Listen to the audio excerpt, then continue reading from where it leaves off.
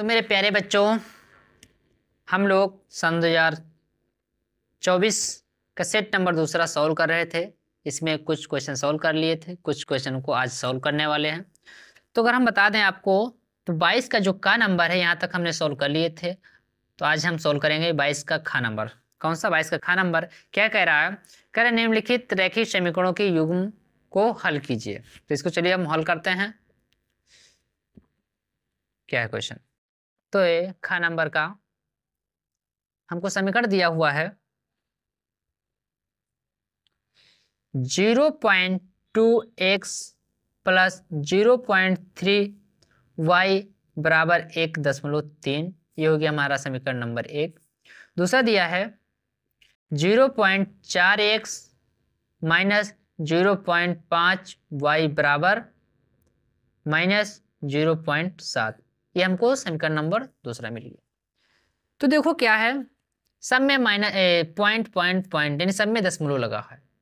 तो हमको क्या करना है, हमको सोल्व करने में थोड़ी असुविधा होगी। तो इसके लिए क्या करेंगे, हम इसको दशमलव को पहले हटाएंगे। क्या करेंगे? दशमलव को हटाएंगे। और दशमलव को कैसे हटाएंगे? अगर इनमें हम 10 से सब में गुणा कर दें तो दशमलव हमारा हट जाएगा। तो चलिए सोल्व करते हैं, लिखते हैं। समीकरण फर्स्ट व सेकेंड में 10 से गुणा करने पर 10 से गुणा करने पर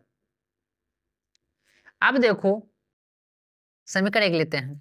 अब 0.2 में 10 से गुणा करेंगे तो कितना हो जाएगा? तो हो जाएगा 2। ये क्या है? x, तो हो जाएगा x। फिर ये प्लस, अब 0.3 में 10 से गुणा करेंगे तो ये भी हो जाएगा 3। ये y है तो y लग जाएगा। इसमें हम 10 से गुणा करेंगे तो हो जाएगा 13। ये हमारा बन गया समीकरण नंबर 3। अब इसमें देखो 10 से गुणा करेंगे 0.4 में तो हो जाएगा 4, x से तो हो जाएगा x। फिर माइनस 0.5 में करेंगे तो हो जाएगा 5y बराबर 0.7 में अगर गुणा करेंगे तो हो जाएगा -7। ये हो गया हमारा समीकरण 4। नहीं, अब देखो हमारे समीकरण से दशमलव हट चुके हैं। अब हमको सॉल्व करने में आसानी होगी। तो अब क्या करते हैं, अब देखो यहाँ पर कोई ये नहीं दिया है कि प्रतिस्थापन विधि से करना है कि विलोपन विधि से करना है। तो आपको जो विधि आसान लगे उसी से कर देना है। तो हम क्या करते हैं, चलिए देखते हैं कैसे करना आसान होगा। यानी देखो यहाँ पे 2 है तो यहाँ पे 4 हो जाए तो 4 4 कट जाएगा, यानी एक विलोपन विधि से करें तो यहाँ पर 2 हो जाए और 2 दूनी 4, 4 हो जाए तो यहाँ पर 4 कट जाएगा। तो क्या करते हैं, इसमें 2 से गुणा कर देते हैं। यानी समीकरण थर्ड में 2 से गुणा करने पर 2 से गुणा करने पर क्या होता है, 2 को अगर 2 से गुणा करेंगे तो जाएगा 4x, और अगर 3 को 2 से गुणा करेंगे तो हो जाएगा 3 दूना 6y, और 13 को 2 से गुणा करेंगे तो हो जाएगा 13 दूना 26। समीकरण बन गया हमारा 5। अब देखो क्या करेंगे, समीकरण 4 और समीकरण 5 की तुलना कर दें। क्या करना है? समीकरण 4 की और समीकरण 5 की तुलना कर दें। यानी समीकरण 4 व 5 को तुलना कर दें, या तो लिख दो घटाने पर, 5 घटाने पर। अब घटाने पर मतलब क्या है, यहाँ पे यह 4, चौथी समीकरण क्या है, 4x माइनस 5y बराबर -7। अब ये क्या है, पांचवी समीकरण, यह 4x प्लस 6y बराबर 26। ये हो गया। अब क्या करेंगे, घटाने पे क्या होता है, चिन्ह बदल जाता है। प्लस है तो हो जाएगा माइनस, यहाँ पर प्लस हो जाएगा माइनस, यहाँ पर प्लस हो जाएगा माइनस। अब देखो प्लस का 4x माइनस 4x कट जाएगा। अब क्या बचा, यहाँ पर माइनस का 5 है, यहाँ पर माइनस का 6, यानी 6 5 11 तो हो जाएगा माइनस का 11y। इधर देखो माइनस का 7 माइनस का 26 तो हो जाएगा माइनस, और 26 में अगर 7 जोड़ेंगे कितना हो जाएगा, तो हो जाएगा 33। कितना हो जाएगा? 33। माइनस से माइनस कट जाएगा, और y बराबर क्या होगा, 11। यहाँ पे गुणा कर रहा है, यहाँ जाएगा तो भाग के रूप में नीचे चला जाएगा, तो जाएगा 11। 11 का नाम 11, 11 ત્યાં 33, यहाँ पे 11 का नाम 11, 11 ત્યાં 33, यानी यहाँ पे देखो y का मान हमको मिल गया 3/1, यानी इसको y का मान कितना हो गया, 3 हो गया। क्या हो गया? 3। तो हमको y का मान 3 मिल चुका है। यानी अब देखो क्या है, हमको y का मान मिल चुका है, अब हमको x का मान निकालना है। अब x का मान कैसे निकाल सकते हैं? अब देखो समीकरण नंबर जो 3 या 4, 3 4 या 5 यानी किसी में रख दो, उसमें आपको मिल जाएगा। तो देखें जो हमको समीकरण थर्ड में रख देते हैं, क्या रख देते हैं? समीकरण थर्ड में, यानी y का मान समीकरण थर्ड में रखने पर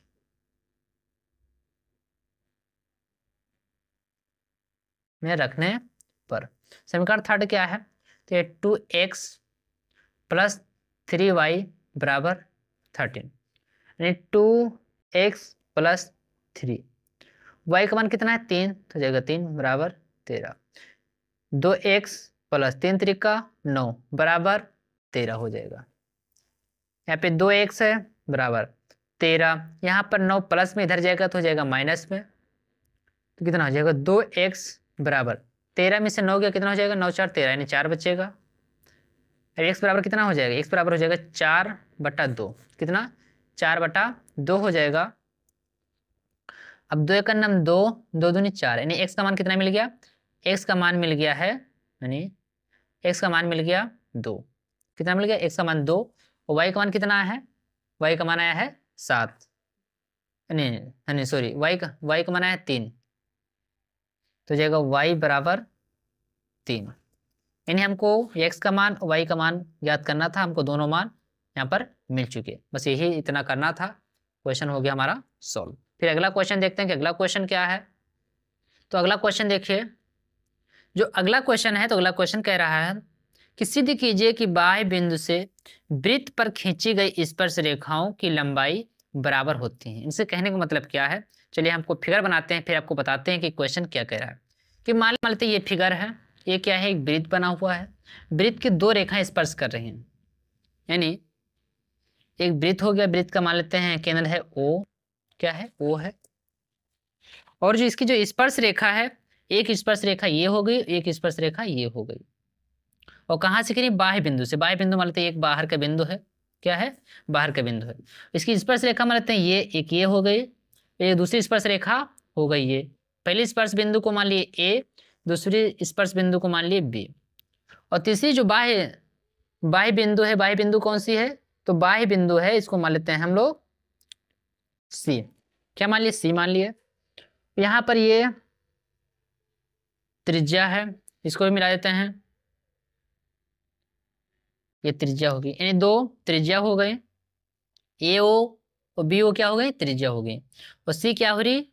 C इसकी बाह्य बिंदु होगी। अब इसको चलिए सॉल्व करते हैं। इसको सिद्ध क्या करना है? तो हमको सिद्ध क्या करना है? तो हमको सिद्ध करना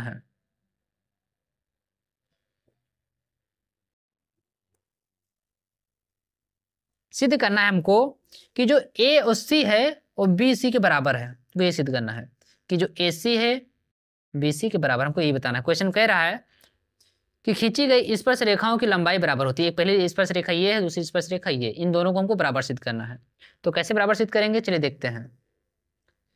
हम सिद्ध कर सकते हैं इस त्रिभुज को और इस त्रिभुज को, हम लोग क्या करें?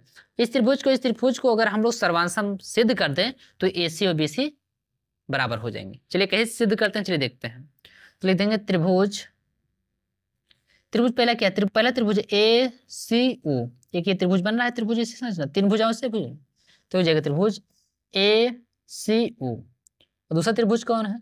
दूसरा त्रिभुज नीचे वाला, दूसरा नीचे वाला त्रिभुज क्या है? BCO। तीसरा त्रिभुज हो गया BCO, ये त्रिभुज BCO ये हो गया। अब देखते हैं इसमें, तो अब इसमें देखा जाए तो जो इसमें कोण A है, ये कोण, तो जो स्पर्श रेखा होती हैं, तो स्पर्श रेखा और त्रिज्या के बीच में 90 अंश कोण बनता है। कितने अंश कोण बनता है? तो स्पर्श रेखा और त्रिज्या के बीच में 90 अंश कोण बनता है। यह आपको परिमेय 10.1 में पढ़ाया भी गया है, या आप लोग जानते भी हो। तो लिख देंगे कोण A, यानी कोण A बराबर कोण B होगा। आपको बताना है क्यों? क्योंकि ये समकोण है। क्या है? समकोण है, बता देना है समकोण। कैसे समकोण? ये भी बता देना है कि जो ये होते हैं परिमेय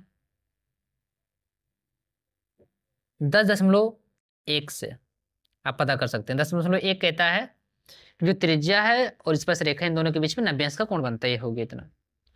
फिर अगला क्या है, अब फिर आगे देखें तो ये त्रिभुज, ये वृत्त की त्रिज्या है, ये भी त्रिज्या है, और वृत्त की त्रिज्याएं आपस में क्या होती हैं, बराबर। अब यहाँ से यहाँ खींच दें या यहाँ से यहाँ खींच दें, यहाँ से यहाँ खींच दें, एक वृत्त के अंदर जितनी भी त्रिज्याएं खींची जाएंगी वो सभी क्या होंगी, बराबर ही होंगी। तो इसकी त्रिज्या क्या है, ए ओ बराबर होगी बी ओ की। क्यों, क्योंकि एक ही वृत्त की त्रिज्या है, यानी एक ही वृत्त की त्रिज्या है, एक ही वृत्त की त्रिज्या, एक ही वृत्त की त्रिज्या क्या होती हैं, बराबर होती हैं, एक ही वृत्त की त्रिज्या बराबर होती है, ये हो गया। और देखा जाए जो O और C है, क्या O और C है, तो इस त्रिभुज में भी काम कर रही है भुजा, और ये भुजा इस त्रिभुज में काम कर रही है, यानी जो OC है दोनों त्रिभुजों में काम कर रही है, यानी मतलब क्या, ये बराबर होगी, यानी OC बराबर OC होगा। क्यों, ये उभयनिष्ठ भुजा है, उभयनिष्ठ भुजा है। अब देखो हमको सर्वांशम के लिए 3 चीजें हो सकता होती है, कितनी, 3, तो हमको 3 मिल चुकी हैं, तो ये क्या होगा, सर्वांशम होगा, यानी जो त्रिभुज ACO है वो सर्वांशम होगा किसके, त्रिभुज BCO से। किस नियम से आपको बता देना है, RHS से, RHS से बता देना है, इस त्रिभुज RHS से ये दोनों त्रिभुज हैं क्या होंगे, सर्वांशम होंगे। अब देखो हमने सिद्ध कर दिया कि ये त्रिभुज सर्वांशम है, जो सर्वांशम, तो अब हम ये कह सकते हैं कि ये भुजा इसके सर्वांश बराबर है, जो त्रिज्या आपस में बराबर है, ये भुजा इसके बराबर होगी, ये तो दोनों में कॉमन है। ये जब दोनों सर्वांशम सिद्ध हो गई तो अब हम कह सकते हैं कि AC जो है वो BC के बराबर है। तो लिख देंगे अतः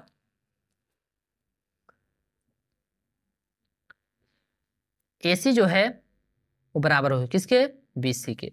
किस नियम से, बता, CP/CT से, बता देंगे CP/CT से, ये जो भुजाएं आपस में बराबर होंगी। हमको यही सिद्ध करना था, हमने इसको सिद्ध कर दिया, बस आपको ऐसे ही सिद्ध कर देना है। फिर अगला क्वेश्चन देखते हैं कि अगला क्वेश्चन क्या है। तो अगला क्वेश्चन देखा जाए तो अगला क्वेश्चन कह रहा है कि एक त्रिभुज ABC की भुजा BC पर एक बिंदु D इस प्रकार है कि कोण ADC बराबर BAC है, तो सिद्ध कीजिए कि CA² बराबर होगा CB गुणे CD के। तो चलिए क्या करते हैं, इसको पहले हम फिगर बनाते हैं, फिर आपको एक एक करके समझाते हैं। तो फिगर बनाते हैं पहले, तो मान लेते हैं एक ये लाइन खींच लिया, एक ये हमने खींच दिया, एक ये त्रिभुज बना दिया। इसका नाम मान लेते हैं A है, A है, B, ये है C, यानी त्रिभुज बना लिया ABC। तो हमसे क्वेश्चन क्या कह रहा है, तो क्वेश्चन कह रहा है, यानी हमको दिया है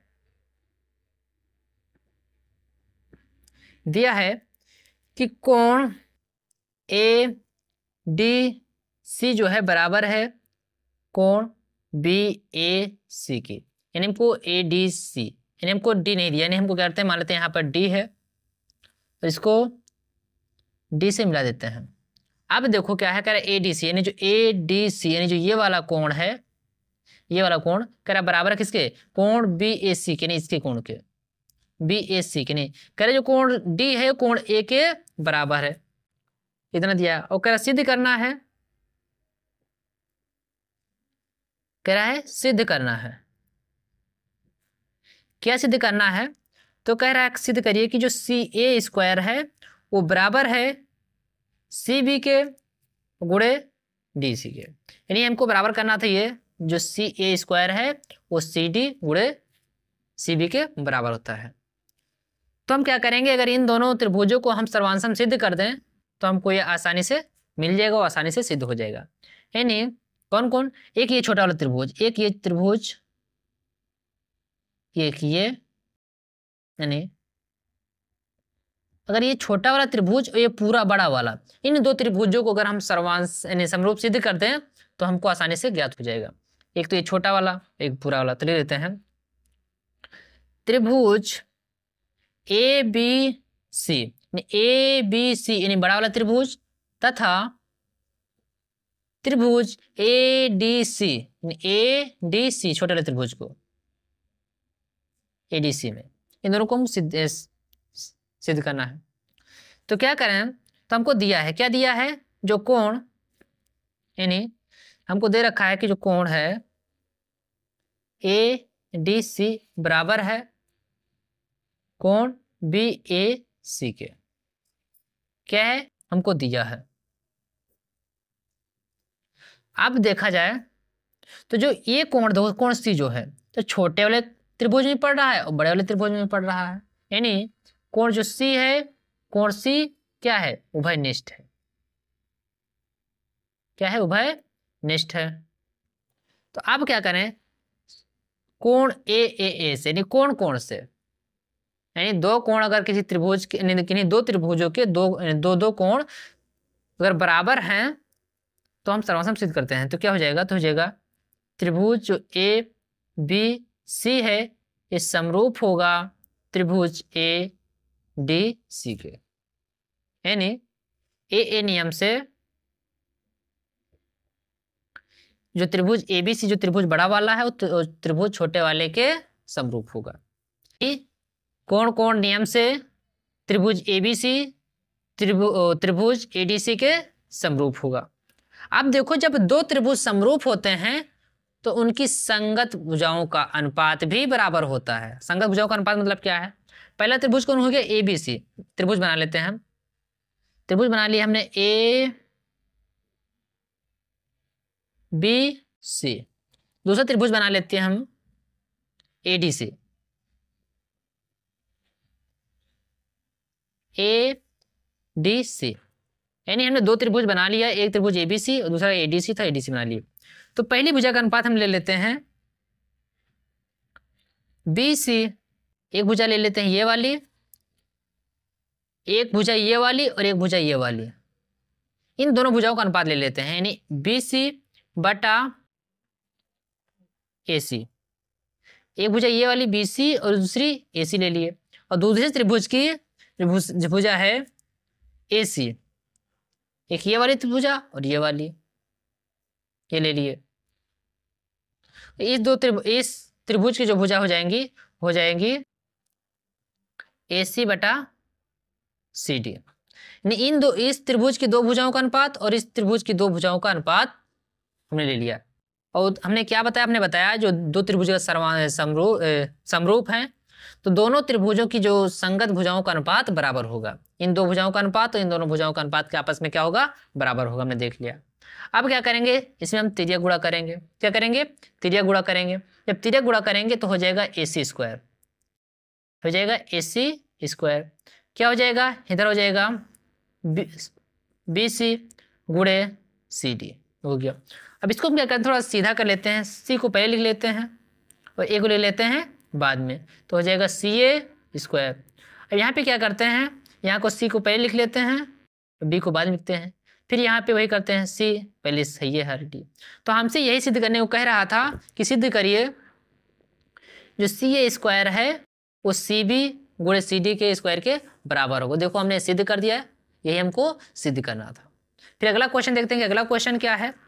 तो अगला जो क्वेश्चन है, अगला क्वेश्चन कह रहा है कि वर्ग अंतराल यानी निम्नलिखित बारंबारता सारणी का माध्य ज्ञात कीजिए। यानी हमको इसको माध्य ज्ञात करना, हम क्या दिया है, हमको इसमें वर्ग अंतराल दिया है और बारंबारता, यानी हमको दो चीज़ दिया हुआ है और हमसे माध्यक पूछ रहा है। चलिए इसको हम सॉल्व करते हैं। अंक नंबर पहले दिया हुआ है वर्ग अंतराल, तो हमने वर्ग अंतराल लिख लिया। फिर दिया है बारंबारता, तो हमने बारंबारता लिख लिया।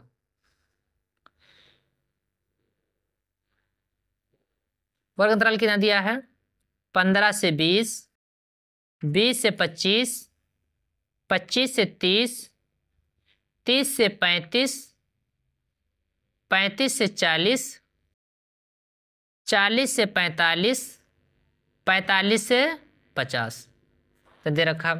बारंबारता कितना है, 14, 56, 60, 86, 74, 62, 48, ये हो गया बारंबारता।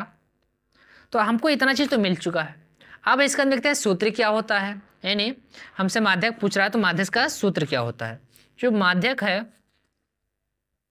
माध्यक का जो सूत्र है तो सूत्र होता है हम क्या चाहिए, हमको CF ज्ञात करना है। CF कैसे ज्ञात करेंगे, तो क्या करना है, पहले क्या लिखा है 14, क्या है फिर 14, तो 14 लिख लेंगे। आप क्या करें 14 में 56 जोड़ देंगे, जब 14 में 56 जोड़ देंगे तो हो जाएगा हमारा 70। फिर 70 में 60 जोड़ेंगे, जब 70 में 60 जोड़ेंगे तो हो जाएगा हमारा 130। 130 में हम फिर 86 जोड़ेंगे तो हो जाएगा हमारा 216। 216 में फिर 74 जोड़ेंगे तो हो जाएगा 290। 290 में फिर 62 जोड़ेंगे तो हो जाएगा 352। अब 352 में 48 जोड़ेंगे तो हमारा हो जाएगा 400। कितना हो जाएगा, 400 हो जाएगा। हमने तो CF तो पता कर लिया, CF हमने पता कर लिया। फिर क्या, इन लोगों को जोड़ा गया कितना है, तो जोड़ने पर आया है 400। 400 आया है। तो आप देखिए आगे पता करते हैं, तो हो गया। अब देखो, आपको देखना है बारंबारता में सबसे ज्यादा मान किसका है, यानी बारंबारता में सबसे ज्यादा मान किसका है। सबसे ज्यादा मान जो है वो 86 यानी 86 है। यानी जो 86 है तो ये हो जाएगा हमारा F। क्या हो जाएगा, F हो जाएगा। यानी बारंबारता में जो सबसे अधिक होता है वही होता है F। तो F हो गया हमारा 86। अब फिर आता है, हमको F मिल गया 86। अब देखो CF, जो F के ऊपर होता है, यानी F के ऊपर यहाँ वाला, ये होता है हमारा CF। क्या होता है, ये हो रहा है हमारा CF। यानी F के जो सामने के जो ऊपर वाला होगा होता है CF। यानी CF हमको मिल चुका है 130। फिर देखें CF तो हमको मिल चुका है। अब फिर देखेंगे F के सामने, यानी F वाली लाइन में पहले क्या पड़ा है। F वाली लाइन में सबसे पहले क्या पड़ा, 30। क्या पड़ रहा है, 30। तो जो हमारा L है तो L का मान हो जाएगा 30। कितना हो गया, L का मान हमको मिल गया 30। अब हम देखेंगे इनमें अंतर, क्या देखेंगे अंतर, कि इन दोनों में सब में अंतर कितने, 15 से 20, यानी 5 का अंतर, 20 से 25, यानी 5 का अंतर। देखा सब में कितने का अंतर है, सब में 5-5 का अंतर है, यानी F का मान हो जाएगा हमारा 5। यानी हमको मान सब मिल चुके हैं। और देखो N का मान 400, यानी टोटल ऐड किया गया 400 है, तो ये क्या हो गया, टोटल मान हो गया। अब क्या करते हैं, चलिए इसको हम सॉल्व करते हैं। L का मान 30, हमने 30 लिख दिया, प्लस N का मान 400, 400 बटा 2 माइनस CF का मान कितना है 130, 130 बटा F का मान कितना है 86, 86 हो गया। ब्रैकेट बंद, गुणे H का मान कितना है 5, तो हो गया 5। फिर देखें तो भाग करेंगे तो हो जाएगा 200, यानी 30 प्लस 200 माइनस 130 बटा 86 ब्रैकेट बंद गुणे 5 हो गया। अब देखा जाए तो 30, फिर 200 में से 130 जाएगा, बचेगा 70 बटा 86, फिर क्या है गुणे 5, यानी 30 प्लस 70 में अगर 5 से गुणा करेंगे तो जाएगा 735, 350 बटा 86। कितना हो जाएगा, हो जाएगा 350 बटा 86। इसका क्या है, यहाँ पर 30, यहाँ पे 86, तो क्या करते हैं इसको छोटा कर लेते हैं काट करके। तो 2 एक नम 2, 1 5, 2 से 14, 1 0, 2 पंचे 10 और 83, तो क्या हो गया 43। 30 प्लस 175 बटा 43 हो गया। यहाँ पर हर एक है तो हर कैसे बराबर करेंगे, 43 ऊपर नीचे गुणा कर देंगे, हमारा हर हो जाएगा बराबर। फिर क्या करते हैं 43 से 30 में गुणा करेंगे तो हो जाएगा 0, 3 3 9, 3 चौको 12, यानी 1290 प्लस 175 बटा 43 हो जाएगा। अब क्या करते हैं इसको हम ऐड कर लेते हैं, तो हो जाएगा 5 में 0 जुड़ेंगे हो जाएगा 5 और 7 में 9 जुड़ेंगे तो 9 7 16, 16 86 1, 2 1 3 1 4 1 1, यानी 1465 हो जाएगा बटा 43। अब 1465 को क्या करना है 43 से भाग करना, जो दिखा देते हैं 1465 भागे 43, तो हो जाएगा, यानी 3 से भाग करते हैं, 3 3 का 9, 3 चौको 12, यानी 129 हो गया। ये 16, 16 में से 9 जाएगा, 6 में से नहीं जाएगा 16, 16 में से 9 गया, 9 7 16, 7, यहाँ पे क्या बचा 3, 3 में से 2 जाएगा, हो जाएगा 1, यहाँ कितना बचा 5 बच रहा है। फिर देखते हैं, फिर 4 से जाएगा तो 4 तिहाई 12 के 2 हासिल 1, 4 16, 16 1 17, कितना बच रहा है 3 बच रहा है। दशमलव लगाएंगे 0 बढ़ जाएगा, कम है, फिर 1 0 और बढ़ाएंगे, यहाँ पर 1 0 बढ़ा देंगे। अब देखो कितनी बार में जाएगा, अब 6 बार में काटते हैं। 6 3 18 का 8 हासिल 1, 6 24 1 25 हो गया, कितना 10 में से 8 गया 2, 9 में से 5 गया 4, यानी बच गया। हमको क्या आंसर मिल चुका, हमको आंसर मिल चुका है 34.06। हमसे माध्यक पूछ रहा था, माध्यक हमारा मिल गया, कितना मिला है 34.06। तो हमारा क्वेश्चन सॉल्व हो गया।